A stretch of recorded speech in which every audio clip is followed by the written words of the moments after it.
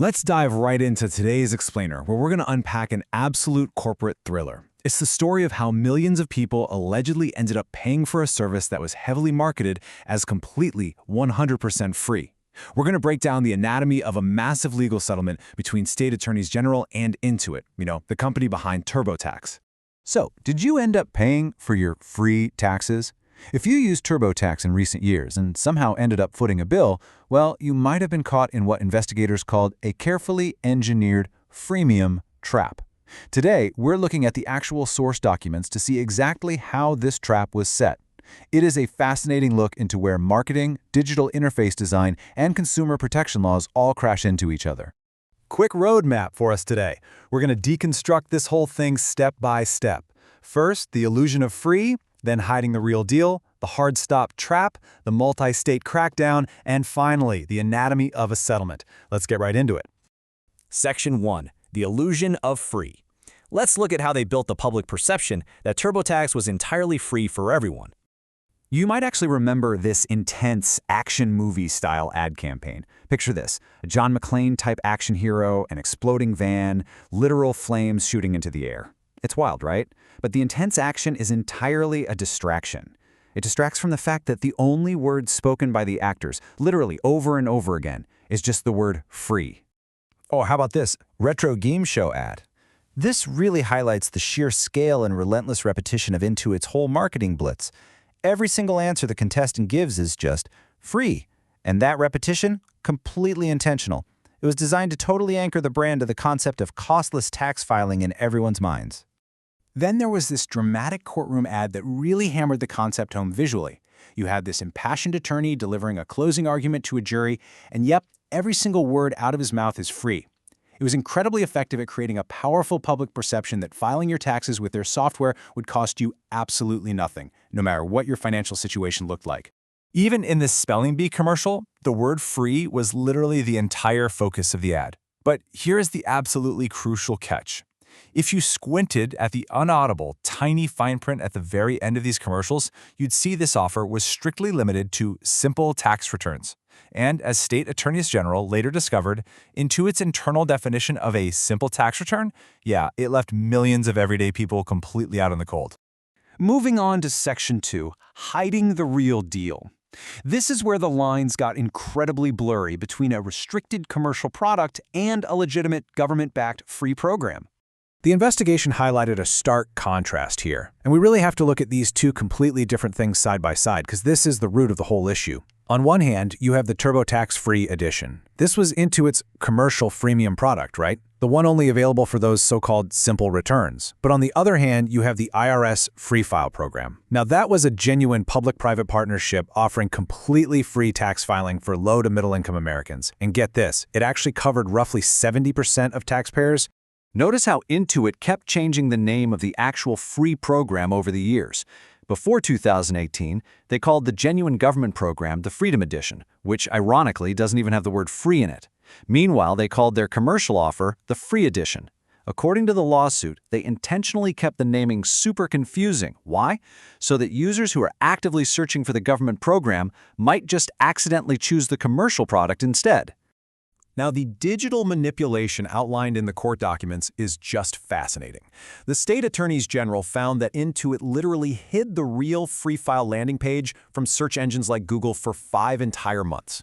Think about that. For 5 months, which just so happened to be the absolute peak of tax season, they blocked it from being indexed. At the exact same time, they were buying up paid search terms like Free File IRS to reroute you directly into their own paid product flow. Which brings us to Section 3. The hard stop trap. Let's look at the actual software interface to see how this built up to what internal employees actually referred to as the hard stop. The mechanism was honestly pretty clever because it leveraged sunk time. You'd start the automated interview in the free edition and invest a ton of your own time inputting all your personal data.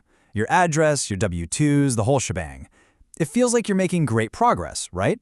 But the second you entered something like independent contractor income on a 1099 MISC form, bam! A hard stop screen blocked you from proceeding. You literally couldn't go forward without pulling out your credit card. So the really crucial point is this specific quote, taken directly from Intuit's tax year 2019 software. It says, to accurately report this income, you'll need to upgrade. Now, the attorneys general noted that this statement was just plain false for a massive percentage of customers. They claimed you had to upgrade to accurately report your taxes, even if you were perfectly eligible to report that exact same income for free under the government's IRS Free File program. Actually, scratch that. It wasn't just misleading, it was a direct roadblock. Because of this, totally eligible users were pushed into this feedback loop and basically forced to buy products like TurboTax Deluxe for almost $60 or TurboTax Self-Employed for a whopping $120. According to the investigation, this specific design choice meant over $100 million was paid by consumers who shouldn't have been charged a single dime to file their federal returns. Section 4. The multi-state crackdown. State attorneys general across the country began looking into these practices, which leads us to a pretty dramatic legal resolution. The hammer finally dropped in the form of a $141 million settlement against Intuit over these deceptive marketing allegations.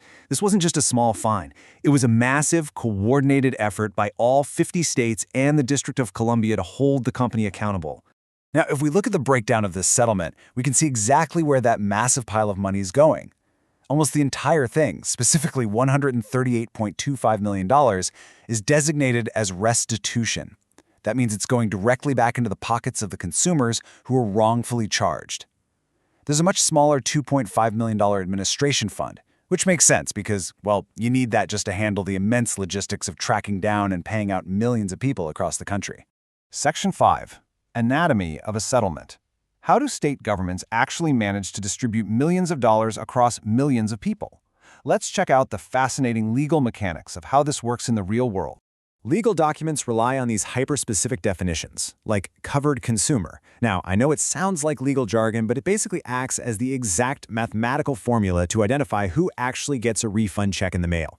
If you met these exact criteria between tax years 2016 and 2018, the settlement administrator takes into its own data to find you and send your money back. And honestly, the amazing part is that you don't even have to apply for it.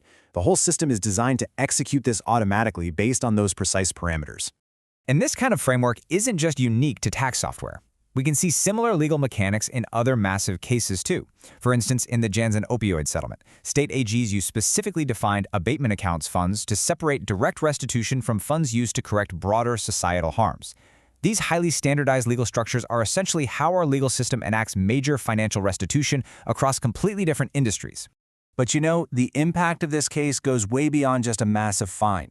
This matters to you because not only did Intuit have to pay out all that money, but they voluntarily withdrew and are now permanently legally barred from rejoining the IRS Free File program.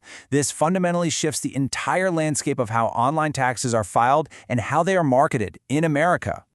It leaves us with a really provocative thought to end our explainer today. If massive tech giants are willing to spend millions engineering their software and deliberately manipulating search engines just to trick you out of a few bucks for a quote-unquote free service, what else in your digital life isn't truly free? Keep your eyes open out there, folks, and always read the fine print.